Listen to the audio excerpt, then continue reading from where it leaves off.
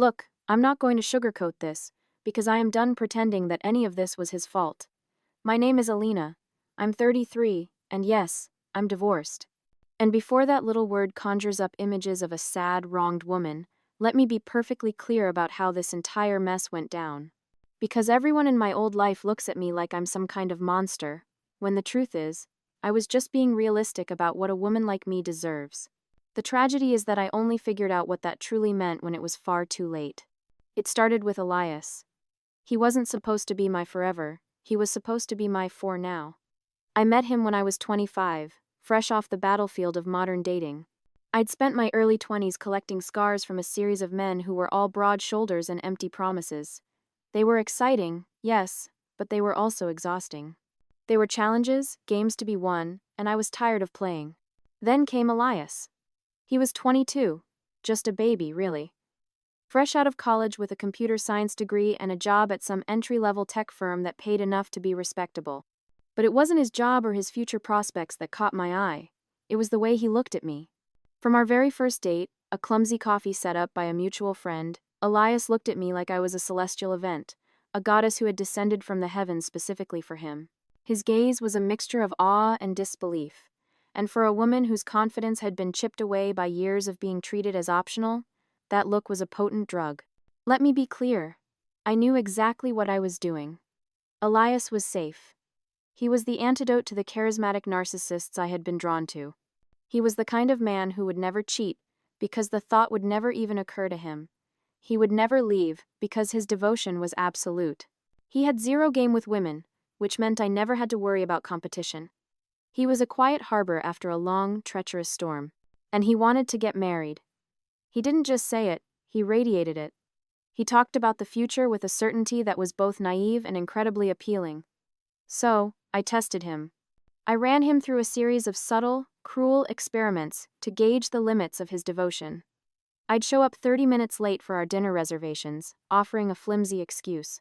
He'd just smile, his relief at seeing me overriding any annoyance. No problem at all, he'd say, like my tardiness was a charming quirk. I just got a chance to read a bit more of my book. I'd cancel our weekend plans at the last minute if a better offer came along from my girlfriends. An impromptu happy hour, a sample sale I couldn't miss. I'd text him, "So sorry something came up. Rain check?" And he'd reply almost instantly, "Of course. Hope you have a great time. Let me know when you're free next." No guilt, no passive aggression, just unwavering accommodation. It was honestly refreshing. To be with someone who didn't challenge me on every little thing, who didn't see our relationship as a power struggle. But the best part was his eagerness to please. Elias would literally drop everything if I needed something. A ride from the airport, help assembling an IKEA bookshelf, a pint of my favorite ice cream at 10 p.m. It was like having a personal assistant who was also in love with me.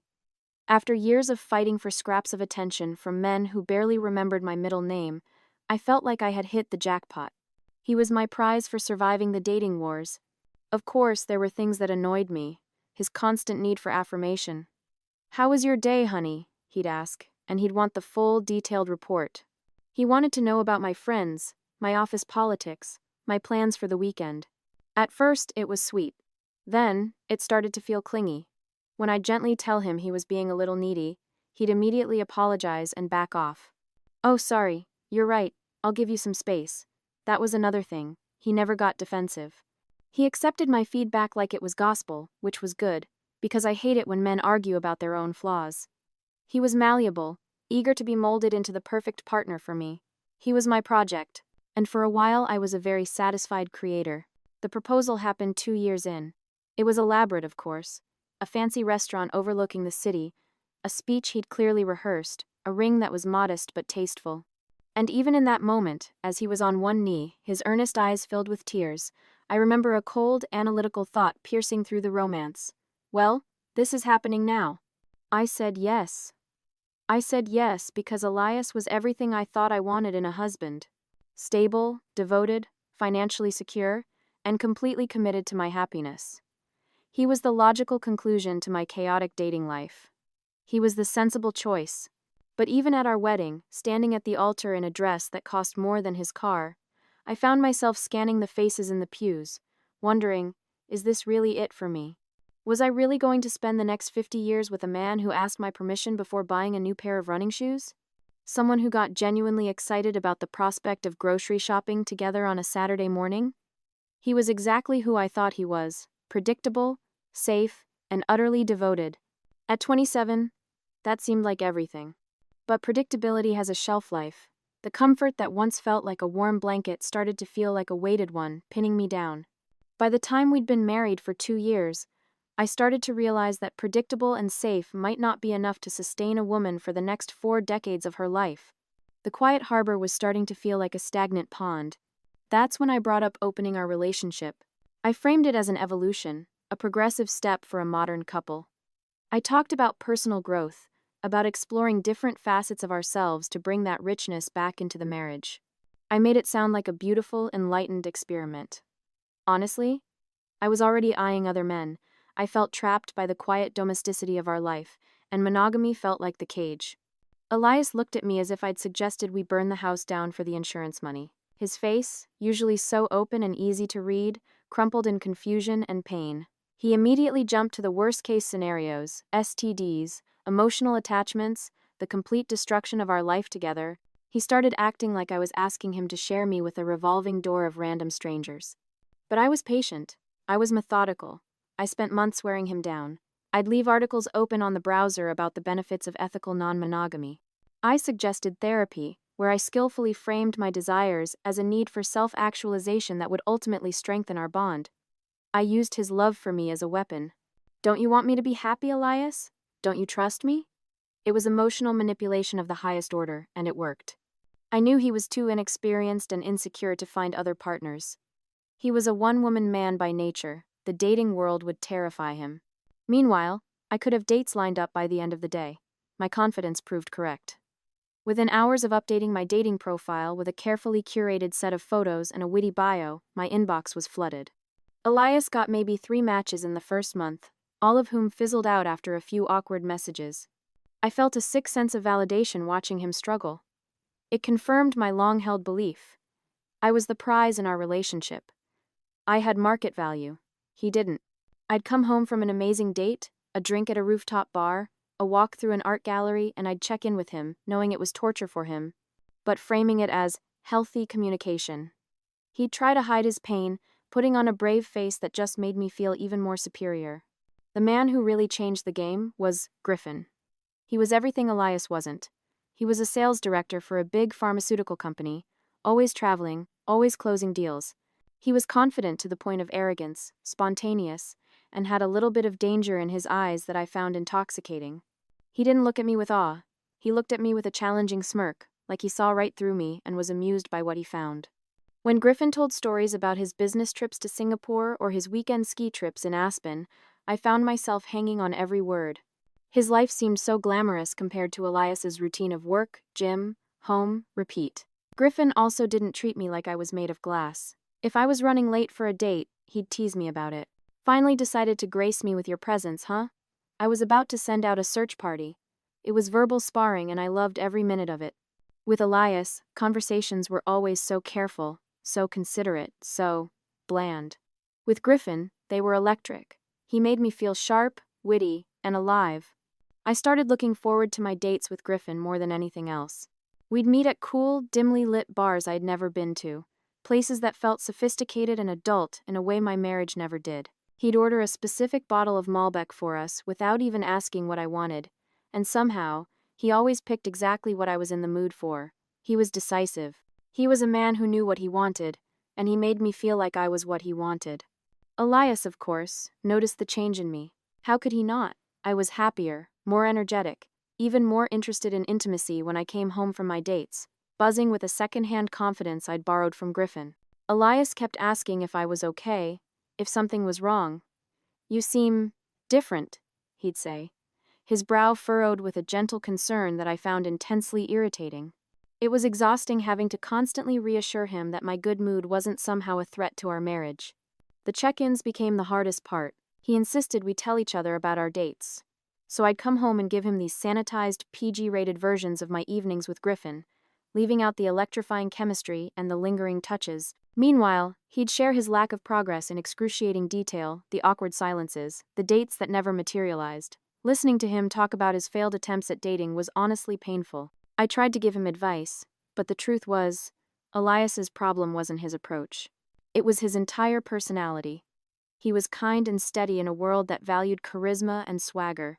Things got complicated when Elias started developing what he called a friendship with a woman from his work, Clara. Apparently, she was one of the few people who had actually responded to his dating profile, but instead of a date, they had just started talking.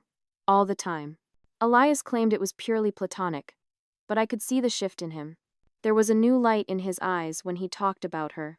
The irony wasn't lost on me. I was sleeping with another man, and I was getting jealous of Elias developing an emotional connection with someone he wasn't even touching. When I pointed this out, he actually got defensive for the first time in our relationship. "It's completely different," he insisted. "We're just friends." Right. I started paying closer attention. I noticed him smiling at his phone in a way he never smiled at my texts anymore. When I asked who he was talking to, he'd get this weird, guarded look and change the subject. It was classic emotional affair behavior, but apparently, when Elias did it, it was just friendship. Meanwhile, my thing with Griffin was getting more serious. We'd moved beyond casual dates to spending entire evenings together, talking for hours about everything and nothing. Griffin made me feel like the most fascinating woman in the world. He remembered little details about my life that Elias had forgotten years ago. The constant comparison in my head became a brutal drumbeat. Griffin was decisive, where Elias was wishy-washy. Griffin was spontaneous, where Elias needed a plan. Griffin made me feel desired, while Elias made me feel like a comfortable piece of furniture. The more time I spent with Griffin, the more I realized that what I had with Elias wasn't really love. It was habit. We'd built a life based on compatibility and shared goals, but there was no passion, no electricity. I was living two separate lives, my drab, black and white life with Elias and my vibrant, high-definition life with Griffin. The breaking point came one evening when Griffin started talking about relocating for a major business opportunity, maybe somewhere warmer like Dallas. For the first time since I'd gotten married, I let myself imagine a completely different future, one that didn't involve Elias. The thought was both thrilling and terrifying. That decision was made for me sooner than I expected. I came home one night, still glowing from a perfect evening with Griffin, to find Elias sitting at our kitchen table with a somber expression. "We need to talk," he said. He launched into a speech about how our arrangement wasn't working, how he felt like we were roommates, not husband and wife. He missed feeling connected to me. And then he said the words that sealed his fate. He wanted to close our marriage. He wanted to go back to just the two of us and focus on rebuilding what we'd lost. Just like that, he expected me to give up the most exciting thing that had happened to me in years, to give up Griffin. I told him I needed time to think, but my mind was already made up. I wasn't going back into that cage. Not now that I knew what it felt like to fly. The final conversation happened a week later. He brought up taking a vacation, just us, to reconnect. Something about the hopeful, naive way he said it made me realize I couldn't keep stringing him along. "I want a divorce, Elias," I said. The words came out colder than I intended. I expected him to argue, to plead, but he just sat there for a long moment, his shoulders slumping. Then he nodded, as if he'd been expecting it all along. "Is this about Griffin?" he asked, his voice quiet. "It's not about him specifically," I lied. "It's about what he showed me. It's about realizing what it feels like to be truly compatible with someone." It was a cruel thing to say, but at that moment, I believed it. The divorce was surprisingly smooth. We used a mediator. He got the house. I got enough money to start fresh. The most unsettling part was how quickly he seemed to bounce back. I'd expected him to be devastated. Instead, he just seemed relieved, like I had finally given him permission to stop trying. About 3 months into the proceedings, Griffin got the official job offer in Dallas. It was a massive promotion. He asked if I'd consider moving with him. Not as, like, a live-in girlfriend right away, he'd said casually, but just to see where things could go between us. Oh, the timing felt like destiny. I was about to be officially divorced. I had a settlement check on the way, and I had a man who seemed to want to build a future with me. I said yes without a second thought. The divorce was finalized on a Thursday morning in February. Elias and I signed the papers, shook hands awkwardly, and walked out of the lawyer's office in opposite directions. Marcus and I were on a plane to Dallas the following weekend. The first few months were a honeymoon phase. Griffin had found us a beautiful apartment in a trendy neighborhood with floor-to-ceiling windows and a view of the skyline. We fell into an easy routine of exploring our new city. We tried new restaurants, went to concerts, met his interesting work friends at rooftop bars. Everything was new and exciting. I felt vindicated. I had made the right choice. I had chosen passion over comfort, and I had been rewarded. But after about 6 months, the shine started to wear off. I began to notice things about Griffin that bothered me. Little things, at first. The way he'd flirt with a waitress right in front of me, calling her sweetheart and giving her a wink. The way he'd make plans for the weekend with his friends, without consulting me first, presenting it as a done deal. "Hey, the guys and I are going to Austin this weekend for a music festival. You don't mind, right?" The biggest issue was that he still treated our relationship like it was casual. Even though I had moved across the country for him, he'd make comments about keeping our options open, or not wanting to rush into anything serious. Whenever I tried to bring up our future, he would change the subject, or give me a vague, non-committal answer. "Let's just enjoy the moment, babe. See how things develop naturally." The man who had seemed so decisive now seemed allergic to decisions. The confidence that had once been so attractive now felt like a shield, preventing any real emotional intimacy. I had given up a man who wanted to build a life with me for a man who didn't even want to label what we had. The illusion shattered completely one Tuesday night. Griffin was in the shower, and his phone, lying on the nightstand, buzzed with a notification. It was from a dating app. A woman's name I didn't recognize, followed by a message. "Last night was fun, when can I see you again?" The air left my lungs. My hands started to shake. I had been so stupid, so incredibly naive. When I confronted him, he didn't even have the decency to look guilty.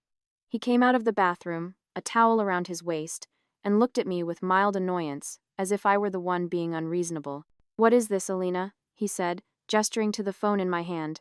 "Who is she, Griffin?" He sighed, running a hand through his wet hair. "Look, it's not a big deal." "Not a big deal? I moved here for you?" And then he delivered the line that broke me. "Alina, we never had the conversation about being exclusive. So, technically, I haven't done anything wrong." Technically, he was hiding behind a technicality. I realized with a sickening lurch that he was exactly like all the men I'd dated before Elias. Charming, exciting, and fundamentally incapable of commitment. I had traded a sure thing for a beautiful mirage. His spontaneity wasn't exciting, it was selfish. His confidence wasn't attractive, it was arrogance. I had gone full circle, ending up right back where I started, only this time I had a divorce decree to my name. The final blow came a few months later. He announced he was being transferred again, this time to Los Angeles for an even better position. He told me over dinner at one of those trendy restaurants he loved. "So," I asked, my voice trembling, Do you want me to come with you?" He hesitated. It was only for a second, but it was long enough. The answer was in that pause. "I think," he said slowly, choosing his words with corporate precision, "it would be good for both of us to have some space, to figure out what we really want." It was code. The kind of cowardly, cliché breakup line I thought I had left behind in my early 20s. It meant, I want to start fresh in LA without the complication of a girlfriend who has expectations. So there I was, 33 years old, divorced.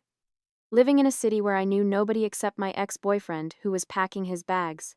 I had torched a stable, loving marriage for an adventure that turned out to be just as hollow and unreliable as everything I had been running from. Through mutual friends back home, I heard the news. Elias was officially dating Clara. Seriously. They moved in together about 6 months after our divorce was finalized. A part of me, the ugly, selfish part, wanted to be angry. But mostly, I just felt a profound emptiness. 2 years have passed since Griffin left. I'm still in Dallas. I have a decent job in marketing, a nice apartment I can barely afford, and a few friends. But nothing feels solid, nothing feels real. Not like what I had with Elias, even during our worst times. The hardest part is social media. We still have mutual friends, and their lives play out in a curated feed of happiness. I see pictures from gatherings, and there they are, Elias and Clara. And they look genuinely happy. Not performing for the camera happy, like Elias and I used to do. It's an easy, unforced joy that radiates from them. Elias looks different in these photos. He stands taller. He seems more confident, more relaxed, like he's finally comfortable in his own skin. Clara posts these sweet, enthusiastic captions about their weekend adventures. Another amazing hike with my favorite person, or so proud of this guy for his big promotion at work. It's the kind of supportive energy I never gave him. What kills me is that he's thriving without me in ways he never did with me. He got promoted twice. He's taken up hiking and photography hobbies I used to roll my eyes at when he suggested them. He looks healthier, happier, more himself than I have ever seen him. The worst part, the absolute rock bottom of my regret, was running into them at a restaurant a few months ago. I was there on a first date with a guy who was already boring me. And across the room, at a corner table, were Elias and Clara. They didn't see me at first, so I got to watch them. He was telling a story, animated and funny in a way I'd forgotten he could be. He leaned in, and she laughed, placing a hand on his arm. It was so simple, so natural, so real. When Elias finally noticed me, his eyes met mine across the room. There was no anger, no awkwardness. He just gave me a polite, genuine smile and a small wave.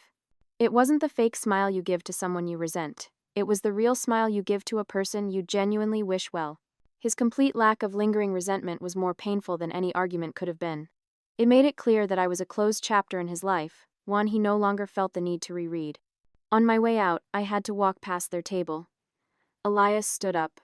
"Alina, hi." He introduced me to Clara, who was warm and friendly without being fake. They told me about a recent trip to Colorado, about their plans to buy a house together in the suburbs. "I've really gotten into hiking," Elias mentioned, a proud smile on his face. "Turns out I actually love being outdoors." Walking away from that encounter, I felt something I hadn't expected. It wasn't just jealousy. It was a crushing wave of regret mixed with a strange, aching happiness for him. Not because I wanted him back, but because I finally, truly understood what I had thrown away. I started thinking about all the times I'd dismissed his attempts to connect, all the times I made him feel like his interests and his personality weren't enough. He had been offering me exactly what Clara was now so clearly enjoying: a true partnership, a life built together. Now, I'm 33, single, living in a city where I have no real history, watching my ex-husband build the kind of life I always claimed I wanted but never knew how to appreciate. And the worst part is knowing, with absolute certainty, that it's entirely my own fault. I chose excitement over stability, passion over partnership, chemistry over compatibility. I convinced myself that love was supposed to feel like a constant, thrilling high, instead of a steady, reliable warmth.